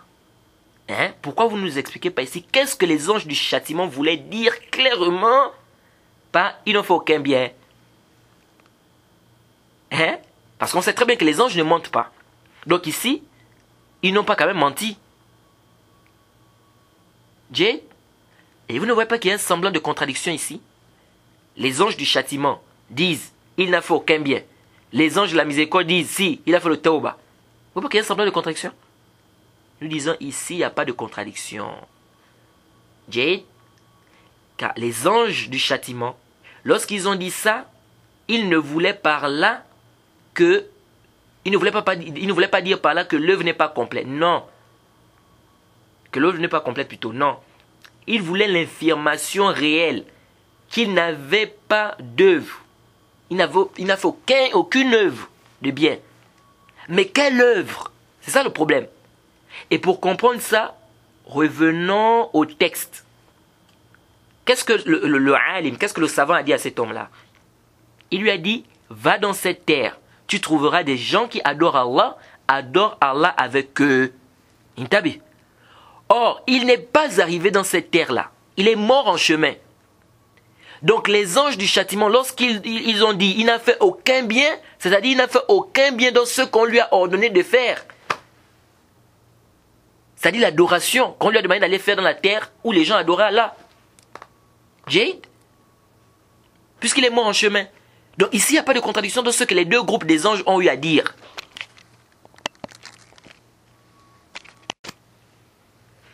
Donc les textes sont plus que clairs ici. Jade, donc ça ne vous aide pas, ce texte-là ne vous aide pas. Parce que ce qui était voulu ici, les anges du châtiment, quand ils ont dit non, il n'a fait aucun bien, ce qui était voulu, c'était son sens réel. C'est-à-dire, il n'a fait aucun bien dans ce qu'on lui a demandé d'aller faire. Jade, et les anges de la miséricorde, lorsqu'ils ont dit qu'il a fait un bien, ça ne contredit pas ici. Eux, ils parlaient du tauba. Ça ne contredit pas quoi? Ce que les anges de la du châtiment voulaient quoi? Voulaient dire. Jade. Donc, de là, on voit aisément ici que ce que vous apportez comme réfutation ici ne tient pas. Ça ne tient pas. Jade. Et ici, je rappelle bien, Jade, que quand on est en train de dire que celui qui abandonne la prière n'est pas kafir, par paresse, celui qui abandonne la prière par paresse n'est pas kafir, on n'est pas en train d'encourager les gens à délaisser la prière. Non, loin de là. Parce qu'il y a des gens qui viennent aujourd'hui, comme une fois qui me disaient non, quand on dit ça c'est encourager les gens à faire la prière. Je dis, ça c'est une parole qui est nulle. On ne peut même pas prendre ça. Ici, nous devons quoi? Nous baser sur les nusus, les dalils. S'il y a les dalils, on travaille avec les dalils. Et non de dire que non, si on prend cet avis-là, c'est encourager les gens. Non. Parce qu'on peut aussi renvoyer la chose. Je dis, mais on peut aussi vous renvoyer la chose. On peut aussi dire la zakat. Les savants divergent sur la zakat, non? Il y a des savants qui disent qu'il est kafir et des savants qui disent qu'il n'est pas kafir. Et ça, il n'y a même pas de doute que celui qui a abandonné la zakat n'est pas kafir. Parce qu'on a un texte clair dans le Sahih Muslim qui nous prouve qu'il n'est pas kafir. On en parlera, Inch'Allah. Donc, si on dit ça, dire que celui qui a abandonné la zakat, il n'est pas kafir, ça veut dire qu'on encourage les gens à abandonner la zakat. Ça va ramener la même chose. C'est que toi, tu dis que celui qui abandonne la zakat n'est pas kafir, non? Oui. Quand toi, tu dis ça, ça veut dire que tu encourages les gens à abandonner la zakat? Non. Celui qui abandonne le jeûne, ou bien celui qui abandonne le pèlerinage, tu dis qu'il est kafir ou bien il n'est pas kafir? Tu dis qu'il n'est pas kafir. Donc ça veut dire que tu encourages les gens à abandonner ça? Non. Est-ce que vous voyez? Le zina. Si on vient nous poser, je lui ai dit, j'ai dit au frère qui m'attend, mon frère. Le zina, si quelqu'un vient te poser la question que le zina, ça rend cave, qu'est-ce que tu vas dire? Tu dis le zina ne rend pas cave, mais c'est un péché. Mais quand tu dis le zina ne rend pas cave, ça veut dire que tu encourages les gens à faire le zina. Que le zina ne rend pas quelqu'un cave, sauf s'il rend ça halal. Quelqu'un qui boit le vin, tu dis non, boire le vin, ça ne fait pas sortir de l'islam. Tu es toujours musulman. Ça veut dire que quand tu dis ça, ça veut dire que tu encourages les gens à boire le vin. Mais, enfin, vous voyez que ça ne tient pas. Il venir dire que non, venir dire qu'il n'est pas kaf, ça veut dire que non, on va encourager les gens à délaisser la prière, donc on ne va pas prendre cet avis. Non, on ne va pas prendre cet avis avec les dalils. C'est à cause des dalils, c'est pas parce que on s'est encouragé les gens, non. Parce que si on prend ça, mais il y a beaucoup de choses dans l'islam on peut appliquer cette parole, ce principe-là. Dans beaucoup de choses dans l'islam, on va dire que non, il ne faut pas dire ça parce que ça encourage les gens. Donc, on ne doit plus dire que le zina ne rend pas kaf, on ne doit plus dire que le vin ne rend pas kaf. C'est quoi ça? Est-ce que vous voyez? Donc ici, venir dire que, prendre cet avis-là, dire que celui qui abandonne la prière n'est pas kaf, ça encourage déjà à laisser la prière. Et j'ai dit au contraire même, cette parole, ou bien cet avis-là, ça nous montre plutôt ici l'importance du tawhid. Que le musulman doit faire des efforts d'apprendre son tawhid, d'appliquer, et il doit donner plus d'importance au tawhid. Pourquoi? Parce que s'il ne donne pas d'importance au tawhid, regardez les gens qui vont sortir de l'enfer. C'est des gens qui font quoi? Qui n'ont pas fait le shirk. Pour bénéficier de cette grâce, il faut que tu sois quelqu'un qui ne faisait pas le shirk. Parce que si tu as annulé ton tawhid, c'est plus la peine. Donc ça nous montre là quoi? C'est pourquoi le Cheikh Rabi' Ibn Hadi al-Madkhali, dans son livre Maqalat al-Athariya, que je vous ai cité le livre là, lorsqu'il a parlé de cette mas'ala, il a ramené un peu des avis des savants et tout ça. Il dit, par exemple, l'imam Ahmed, parce que l'imam Ahmed, on dit que tantôt il dit qu'il est kafr, il a deux versions. On avait dit que ça, c'est la majorité des savants qui disent que celui qui a abandonné la prière par paresse n'est pas kafr. Malik, Shafi'i, Abu Hanifa, et une riwaya de l'imam Ahmed. Parce qu'il y a une riwaya qui dit que l'imam Ahmed a dit qu'il est kafr. Il y a une autre riwaya qui dit que l'imam Ahmed a dit qu'il n'est pas kafr. Donc si on prend même, on peut dire les quatre imams, ou les trois. Le Cheikh Rabi', Hafizullah, qu'est-ce qu'il a dit? Il dit, ici là, quand on voit les avis de l'imam Ahmed, on a l'impression, tantôt il dit que c'est kafr, tantôt il dit qu'il n'est pas kafr. Il dit c'est comme si ceux-là, ou l'imam Ahmed, ou bien ceux-là qui ont pris cet avis, quand ils ont regardé les hadiths de Shafa'a, de l'intercession, ils ont regardé les hadiths qui nous parlaient des mérites du tawhid, du fait que le tawhid efface les péchés, etc. Il dit c'est comme s'ils ont vu ici la grandeur du tawhid. Ils se sont dit ça nous montre clairement ici quoi? Que celui qui a abandonné la prière par paresse, il n'est pas quoi? Il n'est pas mécréant. Jay? Alors, la mas'ala elle est longue. Hein? La mas'ala elle est longue.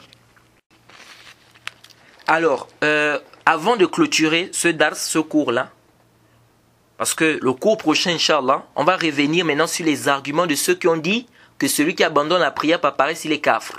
On va ramener leurs arguments et puis on va faire quoi? On va apporter les réfutations que beaucoup de savants ont apportées par rapport à ces arguments-là. Jade. Mais avant ça, je ne pourrais terminer ce dars sans vous citer ici les paroles de certains savants par rapport à l'explication du hadith de l'intercession. Parce que certaines personnes peuvent penser que peut-être que c'est jamais ça demande pour peut-être non. Il y a des savants qui ont expliqué ce hadith de l'intercession et il y en a qui se sont appuyés parmi les savants de ce hadith pour montrer que celui qui abandonne la prière n'est pas capable. Parmi lesquels le Cheikh Al-Albani et bien d'autres. Jade. Et ici là, je vais vous ramener la parole de quelques savants ici par rapport à quoi? Par rapport au hadith, n'est-ce pas, du Shafa'a. Jade. Alors, Ibn al-Qayyim al-Jawziyya, dans son livre Hukm as-Salah wa Hukm Tarikiha, dans ce livre, il a ramené des avis, vous savez qu'Ibn al-Qayyim, il est d'avis que celui qui abandonne la prière par paresse, il est kafr. Il est d'avis du Cheikh al-Islam Taymiyya. Mais sauf qu'ils font la différence entre celui qui abandonne parfois et celui qui abandonne d'une manière totale. Jade. Et là-dedans, malgré que Ibn al-Qayyim est de cet avis, mais il a quand même ramené la divergence des savants. Qu'il y a eu bel et bien une divergence. Il y en a qui disent qu'il est quand même musulman. Jade. Alors il a ramené les paroles de Zuhri, Sa'id ibn Musayyib, Umar ibn Abdelaziz, Al-Shafi'i, Malik, une version de l'imam Ahmed, Abu Hanifa, Ahl al-Zahir, bien Daoud al-Zahiri, et Al-Muzani. Il a ramené ceux-là qui disent, ceux que je viens de citer là, qui disent que celui qui a abandonné la prière par paresse n'est pas mécréant. Jade. Ensuite, il a dit quoi? Il a ramené maintenant leurs paroles. Qu'est-ce qu'ils ont dit? À la page 21. À la page 21. Il dit, ils ont dit. C'est-à-dire les savants qui ont été d'avis quoi? Que celui qui abandonne la prière par paresse n'est pas mécréant. قالوا ويكفينا في هذا قوله فيخرج من النار من لم يعمل خيرا قط. Ils ont dit il nous suffit dans ça, c'est-à-dire dans notre mas'ala là, est-ce qu'il est kafir ou bien il n'est pas kafir? Il nous suffit la parole, le prophète dit, il sortira de l'enfer des gens qui n'ont fait aucun bien. Voilà, kana kafiron, s'il était mécréant, la kana mukhalladan fi nar, il devait rester éternellement en enfer, ghayr kharijin minha, il ne devait pas sortir. فهذه أحاديث وغيرها تمنع من تكفير والتغليد وتوجبه من الرجاء له ما يرجى لسائر أهل الكبائر. Ils ont dit quoi? Ils ont dit ces hadiths et d'autres hadiths nous empêchent de dire qu'il est mécréant et qu'il est éternellement en enfer, et nous espérons pour lui ce qu'on espère pour tous ceux qui ont fait des grands péchés. Bien évidemment, en dehors du shirk, du kufr. وقالوا ولأن الكفر, parce que le kufr جحود التوحيد, c'est le fait de renier le tawhid. وإنكار الرسالة, c'est pas moi qui dis, hein. وإنكار الرسالة, et le fait de renier le message. والميعاد, le jour de jugement. وجحد ما جاء به الرسول, et rejeter ce que le prophète a apporté. وهذا, et تارك الصلاة, c'est-à-dire quand il dit وهذا, c'est-à-dire celui-là qui a abandonné la prière par paresse. يقر بالوحدانية, il reconnaît que Allah subhanahu wa ta'ala est unique, il reconnaît le tawhid. Shahidan bi anna Muhammadan Rasulullah, il atteste que Muhammad est son messager. Mu'minan bi anna Allah yab'athu man fil qubur, et il croit qu'Allah subhanahu wa ta'ala va ressusciter ceux qui sont dans les tombes. Fa kayfa yuhkam bi kufrihi wal iman huwa at-tasdiq. Comment on va dire que c'est un mécréant alors que la foi, c'est le fait de reconnaître, d'affirmer, n'est-ce pas, de confirmer, de corroborer. Wa didduhu at-takzib, et son contraire, c'est le fait de quoi? De renier ou de démentir. La tark al-amal, et non pas de délaisser l'acte. Et le kufr, ce n'est pas de délaisser quoi? L'acte. Wa kayfa yuhkam lil musaddiqi bi hukm al mukazzib al jahid. C'est comme on va prendre celui qui reconnaît, qui corrobore, qui affirme, n'est-ce pas tout ce qu'on a cité là? Comment on peut le comparer à celui-là qui fait quoi? Qui rejette complètement et qui fait le inkar, c'est-à-dire qui renie complètement quoi? Le message, le tawhid, etc. Jade?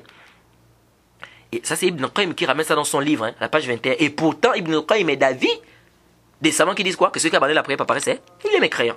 Jade.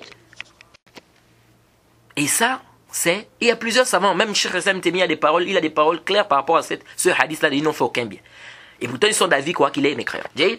Ibn Rajab, rahimahullah. Ibn Rajab fait partie des savants de l'islam aussi. Jade, quand il a expliqué ce hadith-là, qu'ils n'ont fait aucun bien, dans son livre At-Takhwif min an-Nar, Jade, à la page 187, hein, Tab'adar al-Bayan, qu'est-ce qu'il a dit? Il a dit, Al-Murad, écoutez ce qu'il dit, Ibn Rajab, il dit quoi? À la page 187, il dit, Wal-Murad bi qawlihi, lam ya'malu khayran qat min a'mal al-jawarih, wa in kana aslu at-tawhid ma'ahu. Après, il a porté des hadiths. Il dit, le sens qui est voulu par, ils n'ont fait aucun bien, c'est-à-dire parmi les actes apparents. Même si ils ont quoi? Ils ont le tawhid avec eux. C'est clair. C'est beaucoup après, il va dire quoi? Après, il continue en disant, Ibn Rajab toujours, وَهَذَا يَدُلُّ عَلَى أَنَّ الَّذِينَ يُخْرِجُهُمُ اللَّهُ بِرَحْمَتِهِ مِنْ غَيْرِ الشَّفَاعَةِ مَعَ الْمَخْلُوقِ هُمْ أَهْلُ كَلِمَةِ التَّوْحِيدِ. جيد. الَّذِينَ لَمْ يَعْمَلُوا مَعَهَا خَيْرًا قَطْ بِجَوَارِحِهِمْ. بِجَوَارِحِهِمْ. C'est Ibn Rajab qui dit. Il dit, cela nous prouve que ceux qui vont sortir de l'enfer par la miséricorde d'Allah, sans l'intercession des créatures, ce sont des gens de quoi? De la parole du tawhid. C'est-à-dire ces gens du tawhid. Ceux qui n'ont fait aucun bien avec ce tawhid-là, avec leurs membres. C'est sarih. C'est sarih, c'est clair ici. Ce n'est pas le chinois ici, c'est l'arabe qu'on est en train de parler là. C'est clair. Ils n'ont fait aucun bien en dehors du tawhid. Ibn Kathir, dans son tafsir, lorsqu'il a parlé du verset où Allah dit Khalidina fiha ma damat as-samawati wal ard illa ma sha'a rabbuk, hein, le verset qui est dans la sourate 11, c'est le verset 107 à 108, hein, où Allah a parlé des gens du paradis et de l'enfer, il a dit quoi? Qu'ils demeureront éternellement tant que dureront les cieux et la terre, à moins que ton Seigneur ne décide autrement. Et ça c'est aussi un verset parmi lesquels le Cheikh al-Islam Taymiyyah s'est appuyé pour dire quoi? Que l'enfer sera détruit. Et il y a des gens qui viennent avec ça. Je vois des gens aujourd'hui, hein, même en France, là, j'ai suivi un truc de Badjrofil, hein, cet égaré-là. Et alhamdoulilah, j'ai fait une mise en garde sur lui de près de 13 parties. Alhamdoulilah, c'est sur YouTube. Il vient, il amène la parole d'Ibn Taymiyyah. Il dit, oui, mais quand on dit éternellement ici, Ibn Taymiyyah a dit ceci et tout, pour embrouiller les gens. Mais il ne rappelle pas que le Cheikh Al-Islam Ibn Taymiyyah, dans le Majmu' al-Fatawa, il a des textes clairs où lui-même il dit que l'enfer ne sera pas détruit. Et c'est pourquoi Ibn al-Qayyim a fait un tafsir par rapport à cette masse. Un bon tafsir. Et les savants ont expliqué. Donc on trouve des paroles. Oui, Cheikh Al-Islam Ibn Taymiyyah a dit que l'enfer va être détruit. Oui, mais on trouve aussi des paroles du Cheikh Al-Islam Ibn Taymiyyah où il dit clairement que l'enfer ne sera pas détruit. Comment comprendre? Et cet avis-là, c'est un avis qui est marjouh. L'imam As-San'ani, il a écrit un bon livre pour refuter cela. Hein, ceux qui disent que l'enfer sera détruit. Et aussi, le Cheikh Al-Albani, il a fait le tahqiq de ce livre-là. Hein? Et ça, c'est l'avis, ça, c'est un avis qui n'est pas juste. L'enfer sera quoi? Ne sera pas quoi? Ne sera pas détruit, contrairement à ceux qui ont dit que l'enfer sera détruit. Pourquoi? Parce que nous avons des textes clairs. Parce que le même verset là que vous apportez, ou bien le même verset dans lequel Cheikh Al-Islam s'est appuyé, ce même verset parle aussi du paradis. Ça dit la même chose sur le paradis. Mais est-ce que le Cheikh Al-Islam a dit que le paradis va être détruit? Non. Et pourtant, le même verset aussi, c'est venu concernant le paradis. Et quant au hadith qui dit, il va arriver un temps en enfer où les portes de l'enfer seront fermées, il n'y aura personne à l'intérieur, c'est des hadiths qui sont da'if, lam tasbout. D'autres sont même maudou', c'est des hadiths faux, inventés même. Et le Cheikh Al-Albani a bien détaillé ça dans le tahqiq du livre de qui? De l'imam As-San'ani. Et il y a certains savants qui ont expliqué que l'enfer là qui sera détruit, c'est l'enfer de quoi? Des pécheurs et tout, comme le Sha'ab, le Mus'in al-Abad, Hafizahullah, et bien d'autres. Bref, ce n'est pas notre mas'ala ici. Ce que je voulais juste dire, c'est que ce verset-là ne nous prouve pas que l'enfer sera quoi? Sera détruit. Ibn Kathir a dit quand il a expliqué le verset. Il dit Al-istithna a'idun ala usat ahl al-tawhid mimman yukhrijuhum Allah min an-nar bi shafa'ati ash-shafi'in من الملائكة والنبيين والمؤمنين حتى يشفعون في أصحاب الكبائر ثم تأتي رحمة أرحم الراحمين فيخرج من لم يعمل خيرا قط وقال يوما من الدهر لا إله إلا الله كما وردت بذلك الأخبار الصحيحة المستفيضة عن النبي أو عن رسول الله صلى الله عليه وسلم. Puis il a cité des hadiths. Jade, Ibn Kathir dit, il dit l'istisna qui est dans le verset, l'exception qui a été faite dans le verset là, Jade, ça repart aux pécheurs parmi les gens du tawhid, qu'Allah subhanahu wa ta'ala fera sortir de l'enfer, n'est-ce pas, par l'intercession des intercesseurs parmi les anges, les prophètes, les croyants, jusqu'à ceux qui vont intercéder pour ceux qui ont fait les grands péchés. Puis viendra la miséricorde du tout miséricordieux.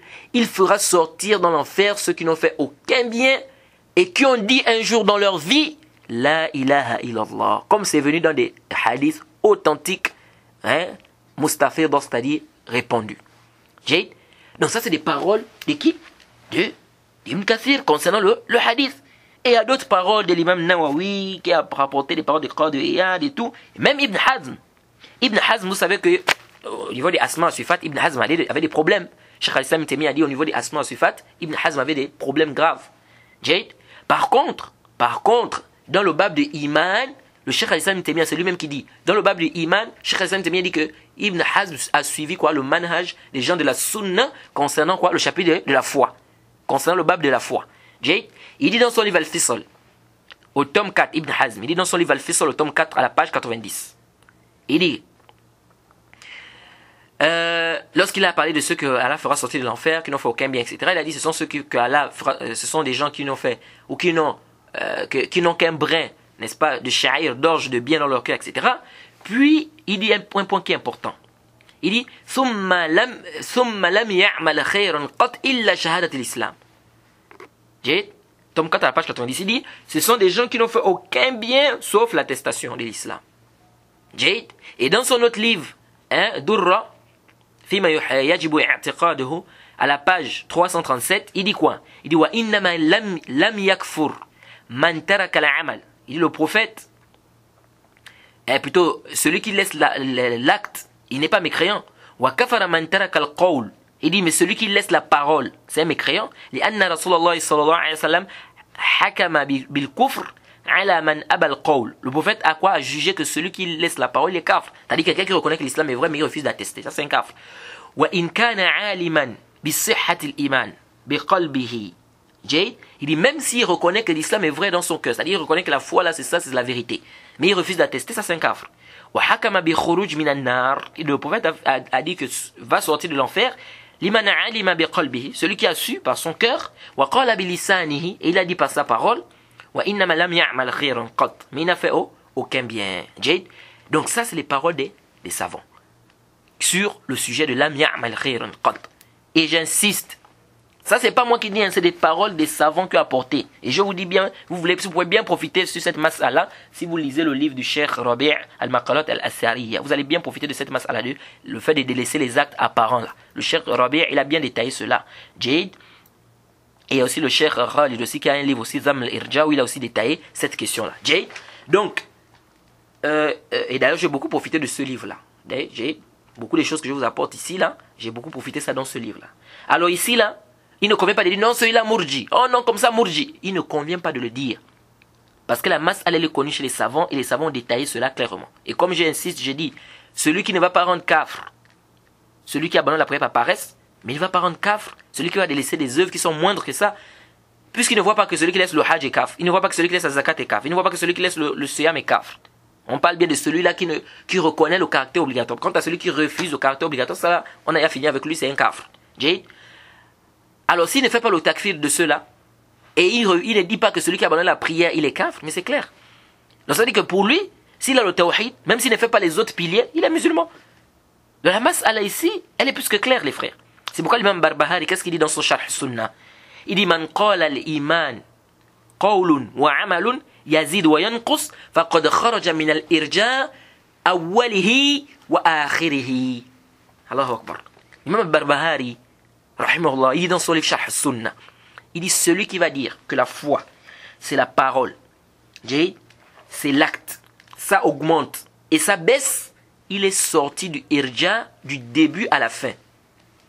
Du début à la fin. C'est pourquoi je dis aux gens que beaucoup de gens ne connaissent pas en fait c'est quoi le mot irja. C'est pourquoi ils racontent souvent des choses bizarres. Donc on va s'arrêter par ici concernant ce cours. Je pense que la mas'ala, comme je vous l'ai dit, c'est une mas'ala qui est longue, il y a beaucoup de choses à dire.